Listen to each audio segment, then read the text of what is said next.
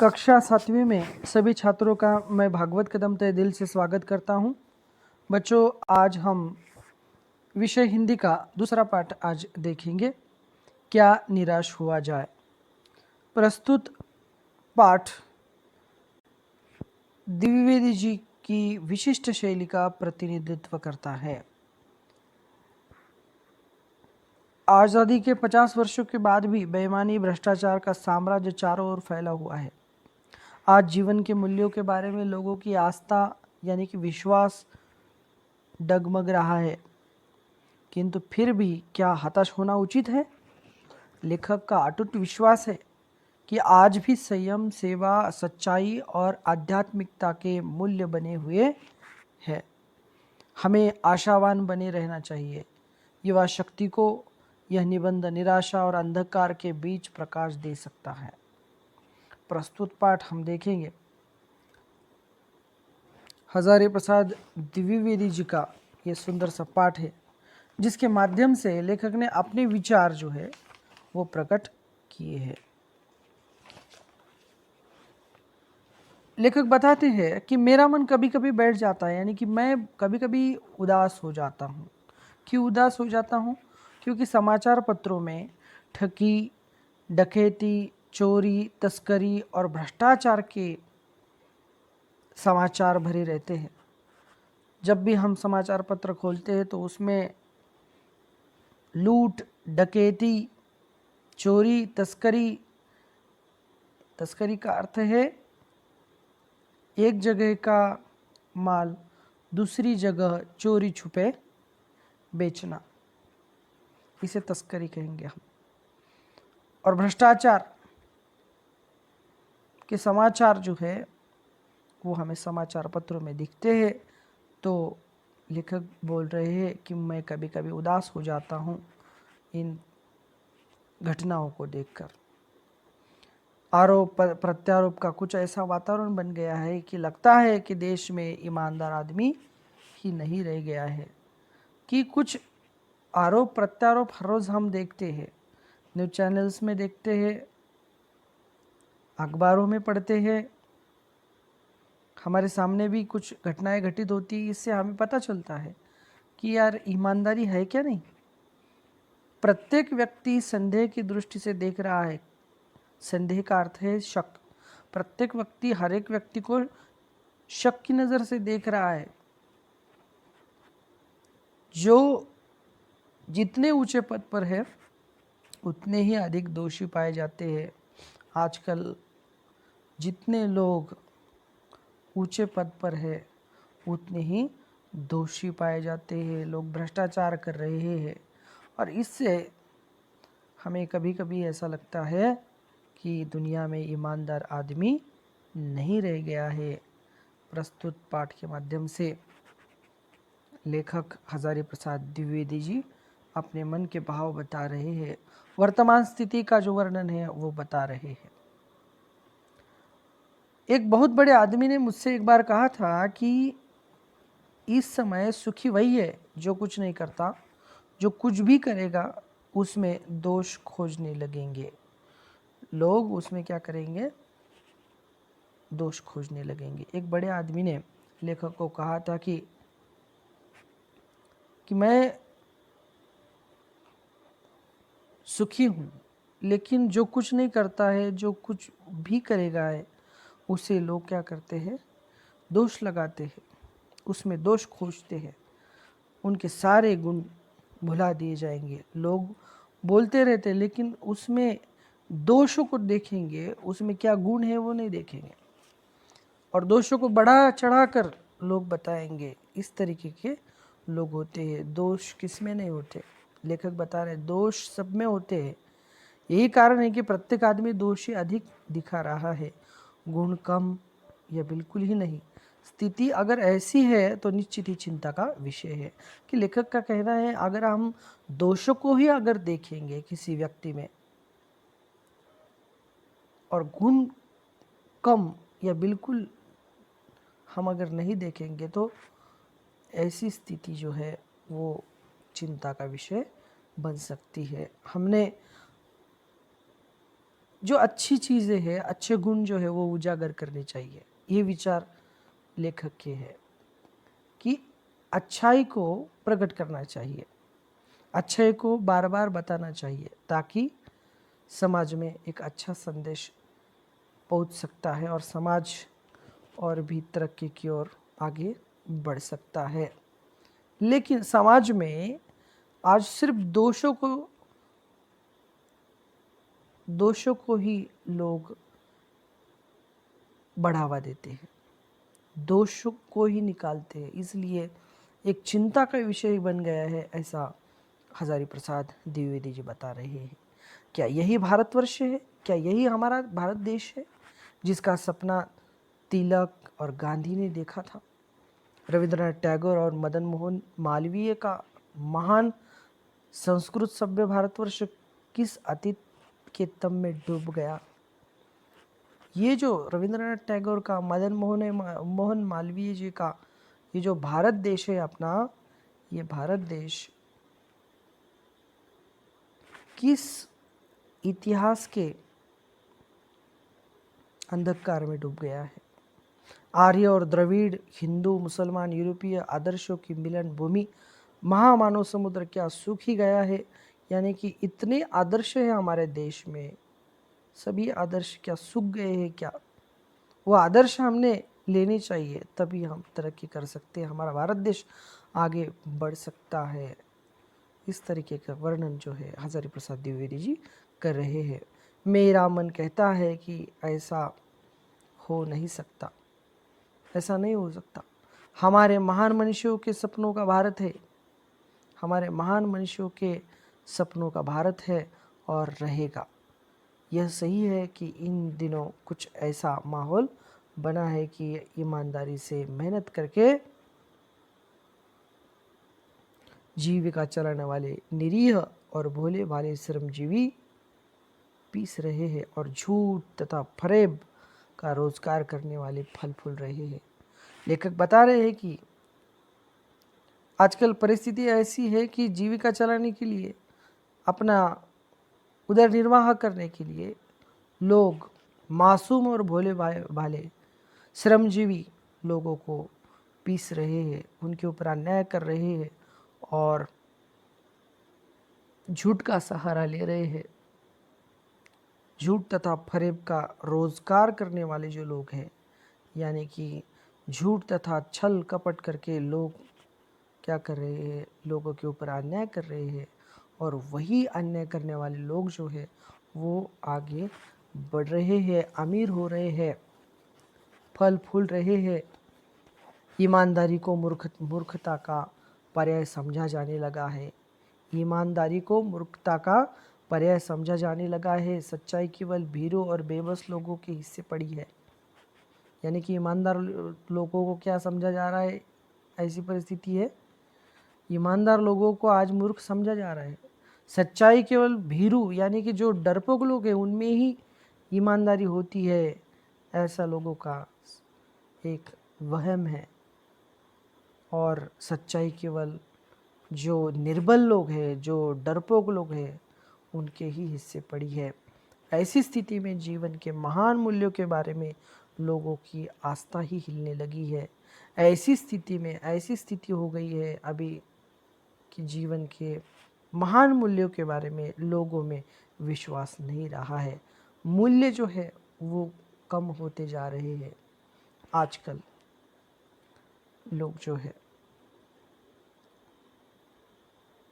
बहुत ही बुरा आचरण कर रहे हैं और आचरण जो है वो जो अच्छा आचरण रखते हैं उनका मजाक लोग उड़ाते हैं। और ऐसी परिस्थिति में जीवन के महान मूल्यों के बारे में लोगों का जो विश्वास है वो विश्वास अब खिलने लगा है। परंतु ऊपर ऊपर जो कुछ दिखाई दे रहा है वह मनुष्य की निर्मित नीतियों की त्रुटियों की देन है।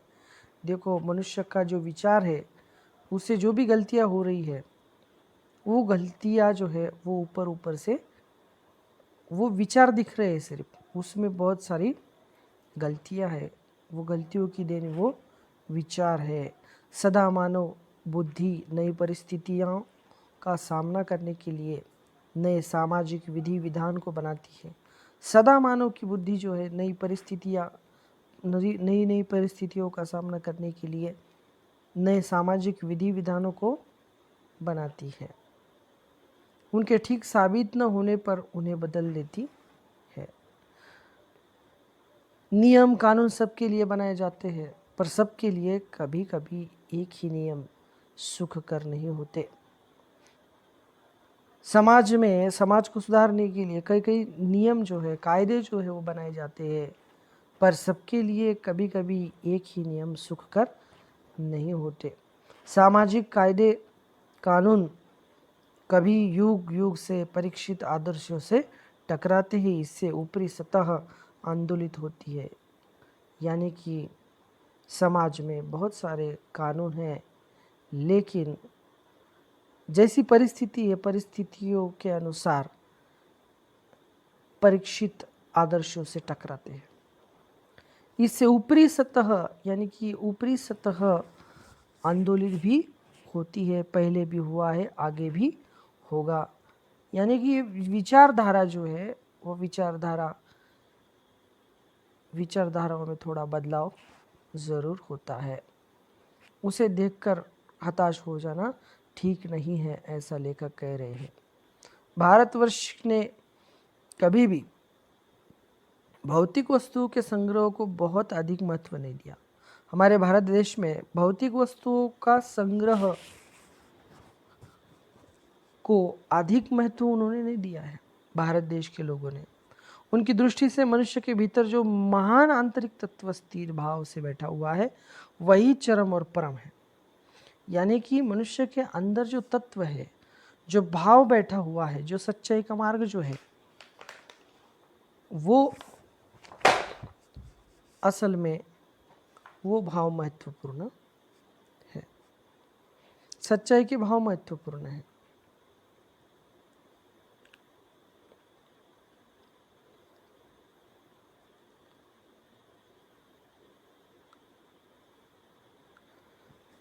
उसकी दृष्टि से मनुष्य के भीतर जो महान आंतरिक तत्व स्थिर भाव से बैठा हुआ है वही चरम और परम है।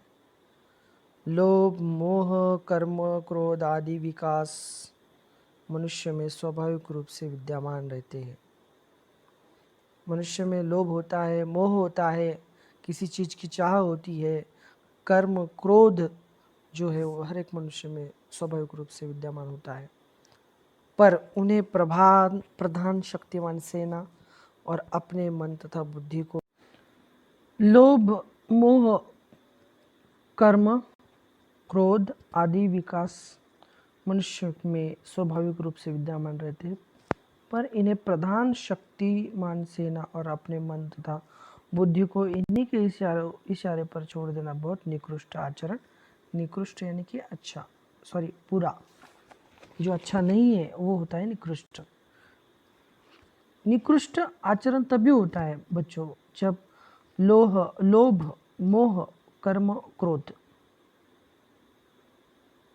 के अधीन, यानी कि लालच, क्रोध, मोह, मद, मत्सर जो है, इनके अधीन अगर हमारी बुद्धि हो गई, यानी कि लालच में आकर बुद्धि से अगर निर्णय लिया तो हम अच्छा आचरण नहीं कर सकते हैं। लालच में आने के बाद बुद्धि जो है वो निकृष्ट आचरण करती है। भारतवर्ष ने कभी भी उन्हें उचित नहीं माना और भारत देश ने इन्हें कभी अच्छा नहीं माना। जब हम काम, क्रोध, लोभ, मद, मोह, मत्सर के अधीन रहकर अगर बुद्धि काम करती है तो आचरण अच्छा नहीं रहता, और ये ऐसा करना, निकृष्ट आचरण करना, ये भारतवर्ष ने कभी भी योग्य नहीं माना है। उचित का अर्थ है योग्य नहीं माना है। उन्हें सदा समय के बंधन से बांधकर रखने का प्रयत्न किया है।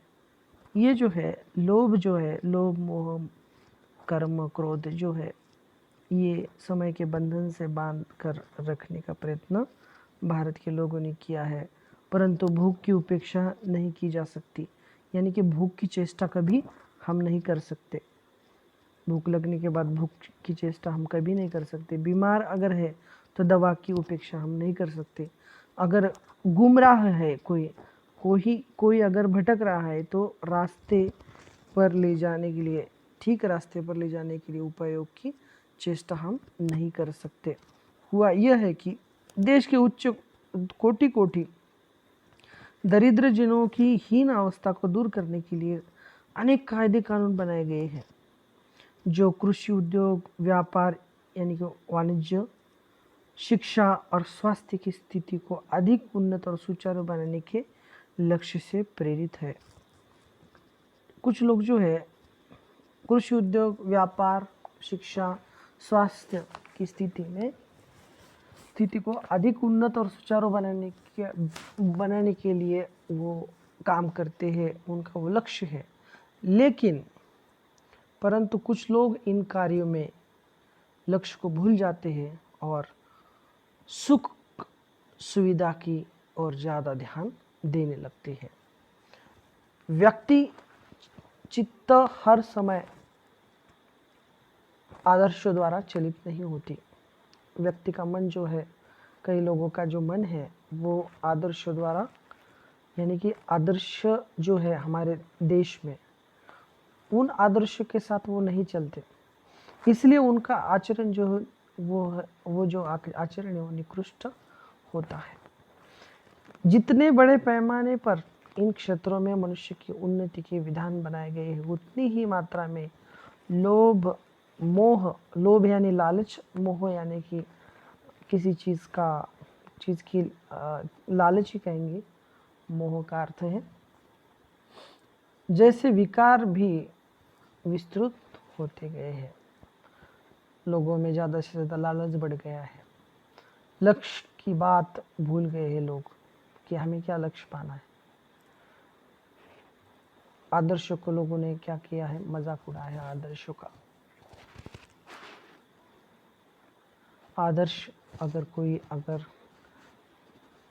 अपने आचरण में लाना चाहता है तो लोग उस के बारे में लोग मजाक उड़ाते हैं। ईमानदारी का विषय जो है वो लोगों का मजाक का विषय बनता जाता है और संयम को दकियानुसी मान लिया जाता है। यानी कि संयम जो है कुछ लोगों का, वो संयम दकियानुसी का अर्थ है कि पुराने जो परंपरा है उनको मान लेने वाला, पुरानी परंपराओं को जो मानता है, पुराने आदर्शों को जो मानता है, उसे दकियानुसी कहते हैं। और जो आदर्श को मानते हैं उनका विषय मजाक का विषय बन जाता है। उनको पुराने ख्यालात वाला आदमी कहकर लोग उसका मजाक उड़ाते हैं। परिणाम जो होना था वो हो रहा है।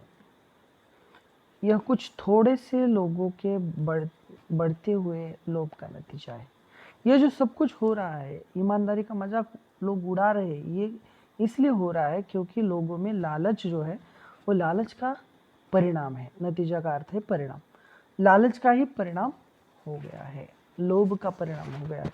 परंतु इससे भारतवर्ष यानी कि भारत देश के पुराने आदर्श और भी अधिक स्पष्ट रूप से महान और उपयोगी दिखाई देने लगे हैं। एक तरफ लोभ के कारण लोग जो है लालची बनते जा रहे हैं, स्वार्थी बनते जा रहे हैं, लेकिन उसमें भी जो पुराने आदर्श जो है वो अधिक स्पष्ट रूप से महान और उपयोगी दिखाई देने लगे हैं।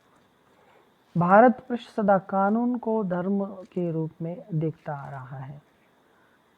भारत में हम धर्म और कानून को एक रूप में देखते आ रहे हैं। आज एक कानून और धर्म में अंतर हो गया है। अंतर यानी कि फर्क हो गया है, फर्क कर दिया गया है। धर्म को धोखा नहीं दिया जा सकता, कानून को धोखा दिया जा सकता, इसलिए गैर कानूनी लोग आज काम कर रहे हैं। और धर्म के नाम पर लोग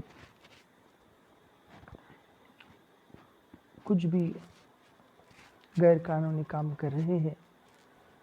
लोग बोलते हैं कि धर्म को हम धोखा नहीं दे सकते, कानून को दे सकते हैं।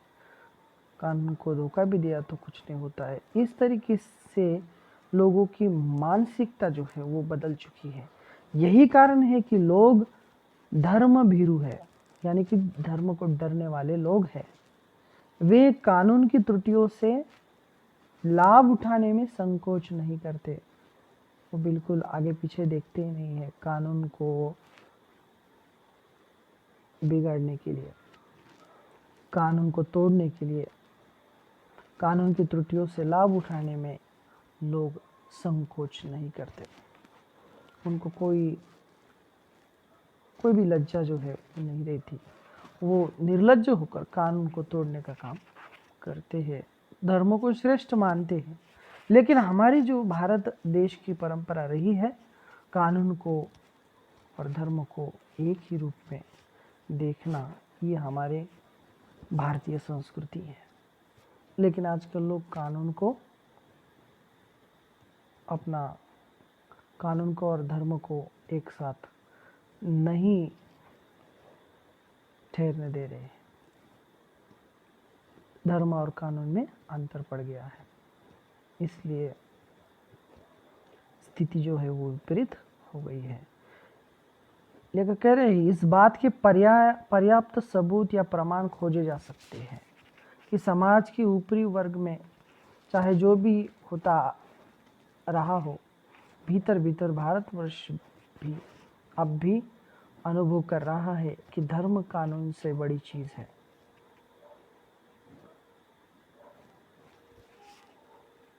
अब भी सेवा, ईमानदारी, सच्चाई, आध्यात्मिकता के मूल्य बने हुए हैं। वे दब अवश्य गए हैं लेकिन नष्ट नहीं हुए। आज भी वह मनुष्य से प्रेम करता है, आज भी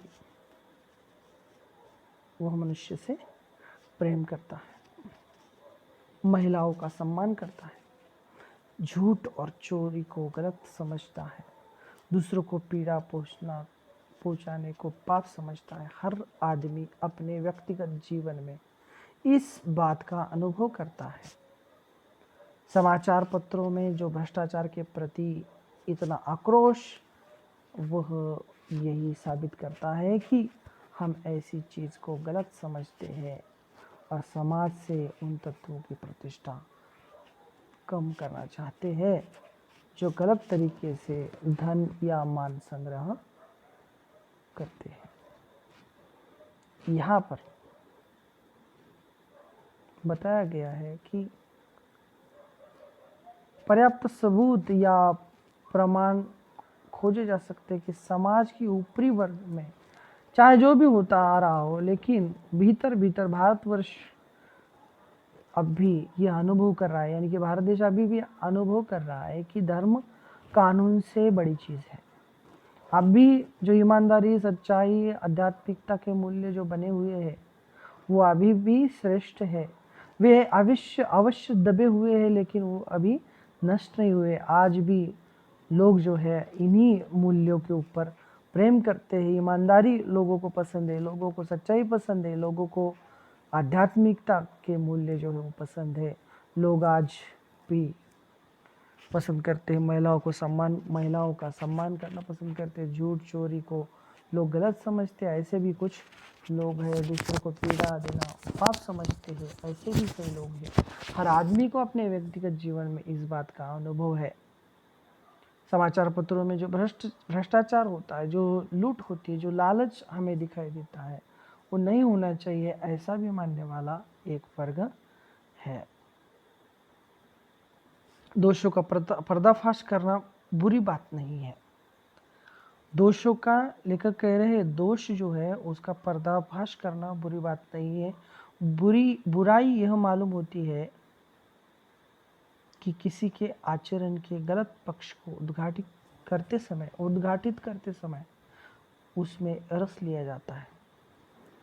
दोषों को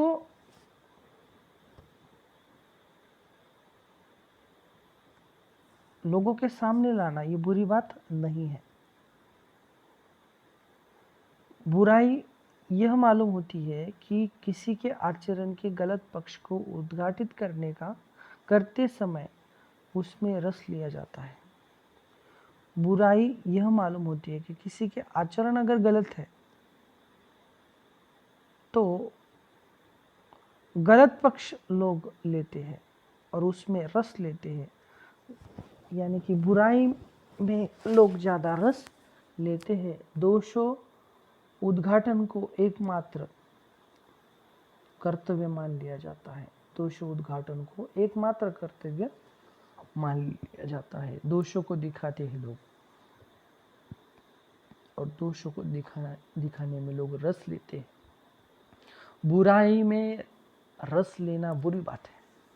बुराई में कभी भी किसी का अगर बुराई अगर हो रही है तो उसमें रस लेना बहुत बुरी बात है। हमारी भारतीय संस्कृति ये है कि अच्छाई को बढ़ावा देना, अच्छाई को उतना ही रस लेकर उजागर न करना और भी बुरी बात है।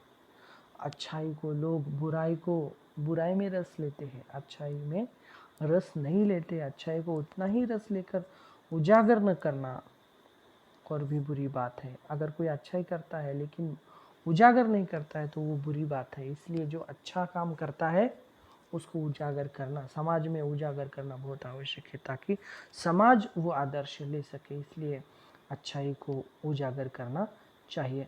सैकड़ों घटनाएं ऐसी घटती है जिन्हें उजागर करने से सैकड़ों घटनाएं ऐसी घटती है जिन्हें उजागर करने से लोग चित्त में अच्छाई के प्रति अच्छी भावना जगती है। लोगों के सामने अगर अच्छाई प्रकट की तो लोगों में भी एक भावना तैयार हो जाती है कि हमने भी अच्छा सोचना चाहिए। इसलिए लेखक कह रहे हैं कि अच्छी घटनाओं को लोगों के सामने लाना चाहिए।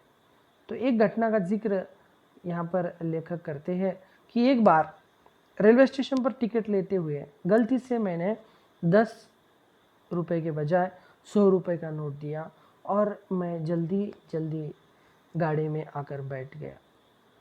थोड़ी देर में टिकट बाबू उन दिनों के सेकंड क्लास के डिब्बे में हर आदमी का चेहरा पहचानता हुआ उपस्थित हुआ। उसने मुझे पहचान लिया और बड़ी विनम्रता के साथ मेरे हाथ में 90 रुपए रख दिए और बोला, यह मुझसे गलती हो गई थी, आपने भी नहीं देखा? उनके चेहरे पर एक विचित्र संतोष की गरिमा थी। मैं चकित रह गया। कैसे कहो कि दुनिया में सच्चाई और ईमानदारी लुप्त हो गई है। वैसी अनेक अवांछित घटनाएं भी हुई है, परंतु यह घटना ठगी और वंचना की अनेक घटनाओं से अधिक शक्तिशाली है।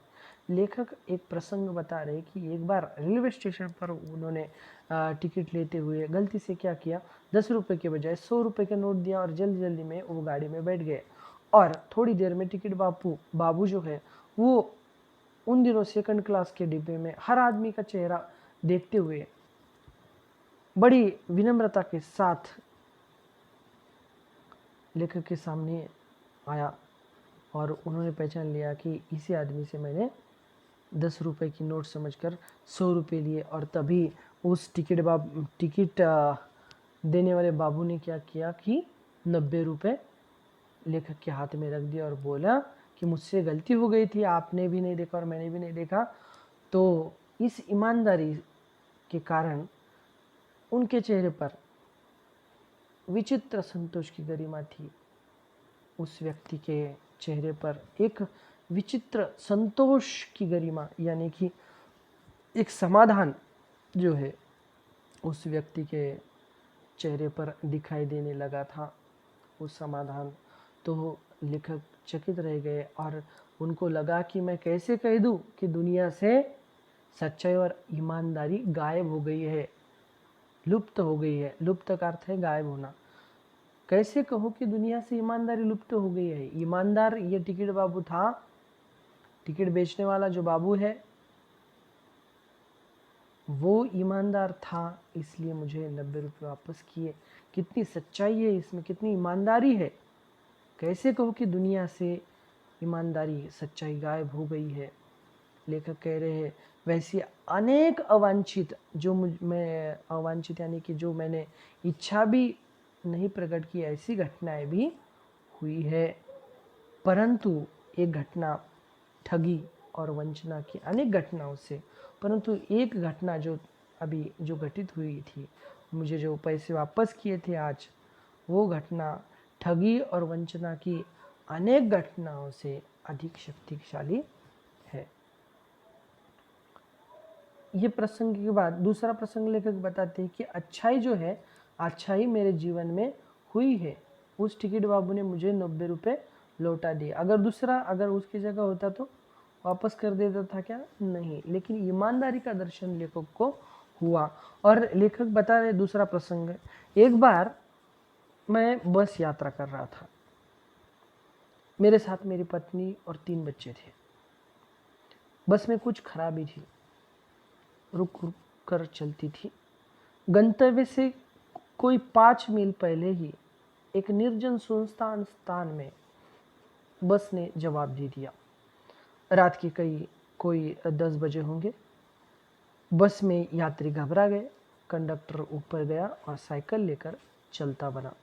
लोगों को संदेह हो गया कि हमें धोखा दिया जा रहा है। यहाँ पर प्रसंग बता रहे लेखक कि एक बार क्या हुआ कि हम जब बस से यात्रा कर रहे थे तो उनके साथ, लेखक के साथ उनकी पत्नी थी, उनके 3 बच्चे थे और बस की कुछ खराबी थी, इसलिए बस रुक रुक कर चल रही थी। गंतव्य यानी कि जहाँ पर पहुँचना था उस जगह से पहले ही, कोई 5 मील पहले ही एक निर्जन यानी कि जहाँ पर कोई व्यक्ति नहीं है, जहाँ पर कोई बस्ती नहीं है, ऐसे सुनसान जगह पर, स्थान पर बस ने जवाब दे दिया। यानी कि बस वहाँ पर बंद पड़ गई। रात के कोई 10 बजे थे और बस में यात्री सभी घबरा गए। और कंडक्टर जो था, यानी कि टिकट देने वाला जो कंडक्टर होता है, वो कंडक्टर ऊपर गया बस के ऊपर, और बस के ऊपर एक साइकिल थी, उस साइकिल लेकर वो वहाँ से चलता बना। और लोगों को संदेह होने लगा, लोगों को शक हुआ कि हमें धोखा दिया जा रहा है। यानी कि सुनसान जगह पर गाड़ी यहाँ पर खड़ी कर दी है, कंडक्टर जो है साइकिल लेके गया है, अवश्य कोई ना कोई तो भी धोखा है। इसलिए लोग जो है वो परेशान हो रहे थे, चिंता में डूबे थे। बस में बैठे लोगों ने तरह तरह की बातें करनी शुरू कर दी। किसी ने कहा कि यहाँ डकैती होती है, रात के 10 बज चुके थे। 2 दिन पहले इसी तरह एक बस को लूट लिया गया था, परिवार सहित अकेला मैं ही था। लेखक कह रहे हैं कि लोगों में तरह तरह की बातें हो रही थी और लेखक सुन रहे थे।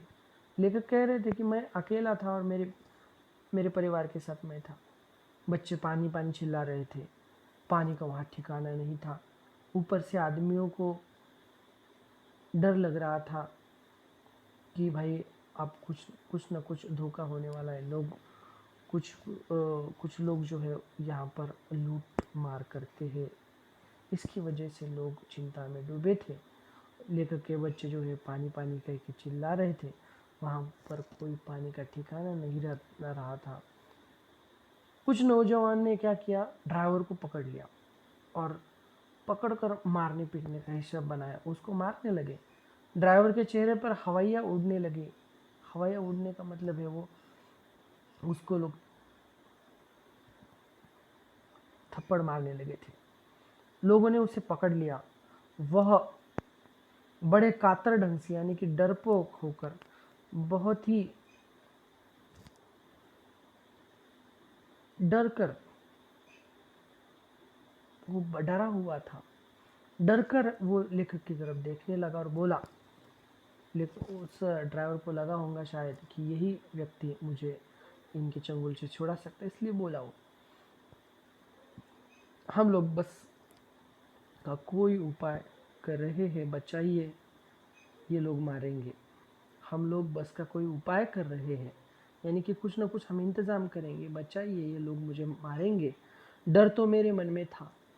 लेखक कह रहे हैं कि ये तो व्यक्ति बोल रहा था कि हम कुछ ना कुछ उपाय कर रहे हैं, लेकिन इन लोगों से मुझे बचाइए, ये लोग मुझे मारेंगे। डर तो लेखक को था, पर उसकी कातर मुद्रा देखकर, यानी कि डरी हुई डरा हुआ उसका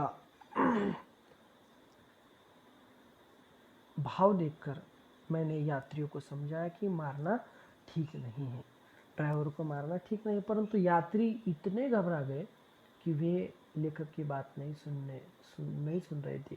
वो सुनने के लिए तैयार नहीं हुए। कहने लगे, इसकी बातों में मत आइए, धोखा दे रहा है। कंडक्टर को पहले ही डाकुओं के यहाँ भेज दिया है। यानी कि लोगों को लगा कि कंडक्टर जो है वो डाकुओं को बुलाने के लिए गया है साइकिल पर। मैं भयभीत था, लेखक कह रहे कि मैं भयभीत था, पर ड्राइवर को किसी तरह मारपीट से बचाया।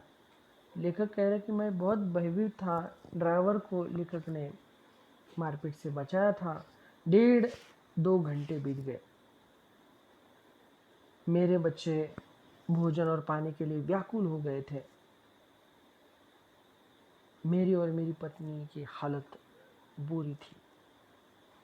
लोगों ने ड्राइवर को मारा तो नहीं बाद में, परंतु उसे बस से उतारकर एक जगह पर घेर रखा। सभी लोग उसको घेर कर खड़े हो गए। कोई भी दुर्घटना होती है तो पहले ड्राइवर को समाप्त कर देना उन्हें उचित जान पड़ा। सभी लोग बस के जो यात्री थे उनको लगा कि अगर कुछ उधर धोखा अगर दिखा तो सबसे पहले किसको मारेंगे? ड्राइवर को।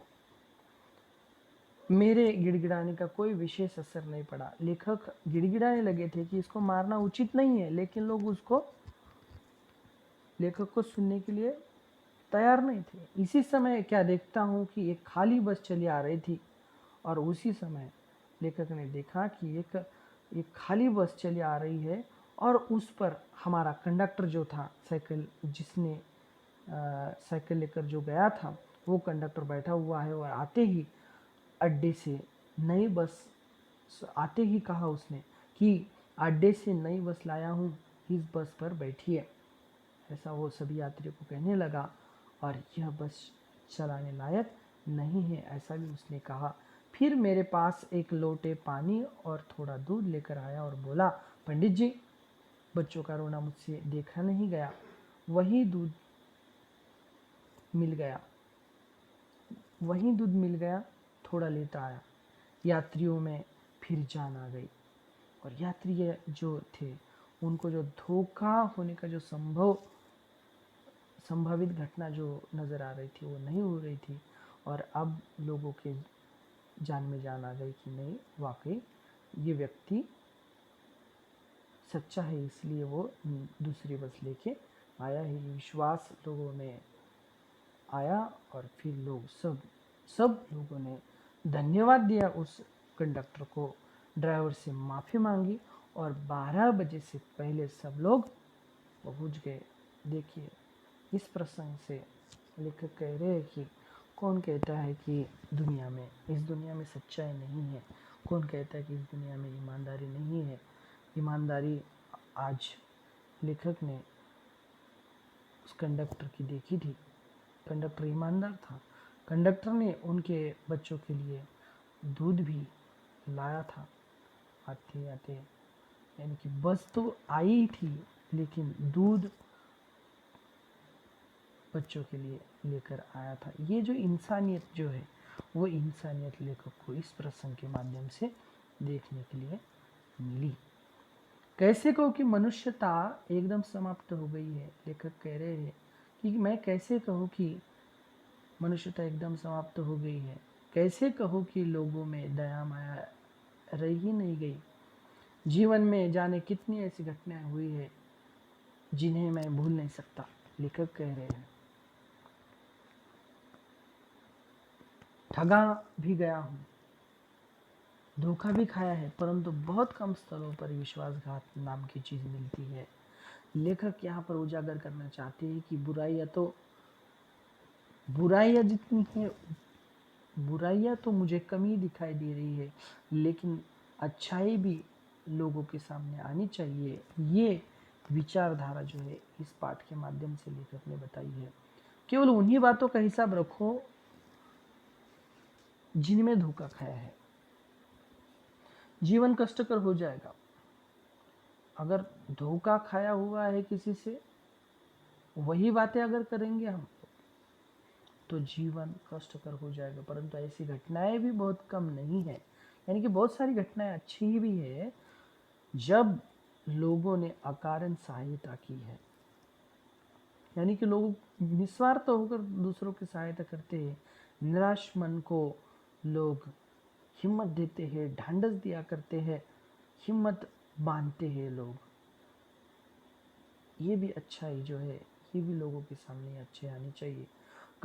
कविवर रविंद्रनाथ ने अपने एक प्रार्थना गीत में भगवान से प्रार्थना की थी कि संसार में केवल नुकसान ही उठाना पड़े, धोखा ही खाना पड़े, तो ऐसे अवसरों पर भी हे प्रभु मुझे ऐसी शक्ति दो कि मैं तुम्हारे ऊपर संदेह न करूं।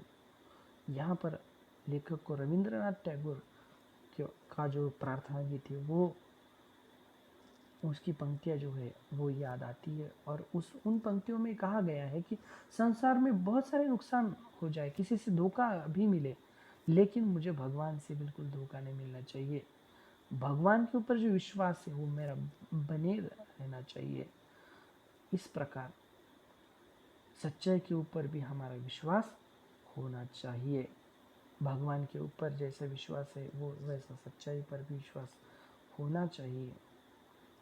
1000 लोगों से मैंने अगर धोखा भी खाया है, तो भी मेरे मन में भगवान के प्रति जो शक है, संदेह है, वो शक कभी भी मेरे मन में होना नहीं चाहिए। भगवान के प्रति वो जो आस्था है, विश्वास जो है वो बनी रहनी चाहिए।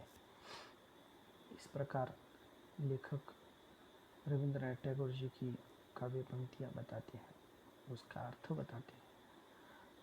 मनुष्य की बनाई विधियाँ गलत नतीजे तक पहुंच रही है, तो इन्हें बदलना होगा। मनुष्य की बनाई विधियाँ यानी कि जो मनुष्य विधि यानी कि रीति, जो भी चाल चलन जो है वो गलत नतीजे तक पहुंच गए हैं, इन्हें बदलना होगा। वस्तुतः आए दिन इन्हें बदला ही जा रहा है, लेकिन अब भी आशा की ज्योति बुझी नहीं है। लोगों में आशा है, वो आशा की ज्योति जो है वो प्रकाशमान है, वो बुझी नहीं है। महान भारतवर्ष को पाने की संभावना बनी हुई है, बनी रहेगी। मेरे मन निराश होने की जरूरत नहीं है। मेरे भारतवर्ष में, मेरे देश में सब कुछ पाने की जो संभावना बनी हुई है वो बनी रहेगी। मेरा भारत संपन्न है और संपन्न ही रहेगा। मेरा भारत ये मेरे मन निराश होने की जरूरत नहीं। यहाँ पर ये पाठ समाप्त होता है। हजारी प्रसाद द्विवेदी जी ने अपने 2 प्रसंगों में बताया है कि सच्चाई जो है लोगों के सामने उजागर करनी चाहिए, तभी समाज सच्चाई को देखकर सच्चे कार्य करने लगेगा। तो हमें चिंता करने की कोई आवश्यकता ही नहीं और हमें निराश होने की भी आवश्यकता नहीं। तो यहाँ पर ये पाठ समाप्त होता है। इस पाठ के हम कठिन शब्द देखेंगे। यहाँ पर भ्रष्टाचार का अर्थ है भ्रष्टाचरण, गह्वर का अर्थ है अत्यधिक गहरा तथा अंधेरा स्थान, गुफा। निरीह का अर्थ है मासूम, आस्था का अर्थ है विश्वास, निषेध का अर्थ है रोग बाधा, अलौकित का अर्थ है अलोडित का अर्थ है मथा हुआ विचारित, भीरु का अर्थ है कायर, प्रतिष्ठा का अर्थ है प्रसिद्धि ख्याति, आचरण का अर्थ है व्यवहार, उजागर का अर्थ है प्रकट करना, वंचना का अर्थ है धोखा देना, कातर का अर्थ है डरपोक, संहार का अर्थ है नाश, प्रत्यारोप का अर्थ है आरोप के बदले लगाया गया आरोप, मनुष्य का अर्थ है ज्ञानी विद्वान, फरेब का अर्थ है छल धोखा, त्रुटि का अर्थ है भूल चूक गलती, परीक्षित का अर्थ है जिसकी परीक्षा ली गई हो, निकृष्ट का अर्थ है नीच, आक्रोश का अर्थ है डांट, पर्दाफाश का अर्थ है भेद खोलना। अवांछित का अर्थ है जिसकी आवश्यकता न हो, अनावश्यक जिसकी इच्छा न की गई हो। गरिमा का अर्थ है महिमा, महत्व। गंतव्य का अर्थ है मंजिल, जहाँ हमें जाना है वो मंजिल को हम गंतव्य कहेंगे। विश्वासघात का अर्थ है धोखा देना। तो इस प्रकार हमने आज ये पाठ देखा है। तो यहाँ पर ये पाठ समाप्त होता है, क्या निराश हुआ जाए। इसके प्रश्न उत्तर हम अगले वीडियो में ज़रूर देखेंगे बच्चों। अगर आपकी कुछ शंकाएं अगर है तो मुझसे आप संपर्क कर सकते हैं। धन्यवाद।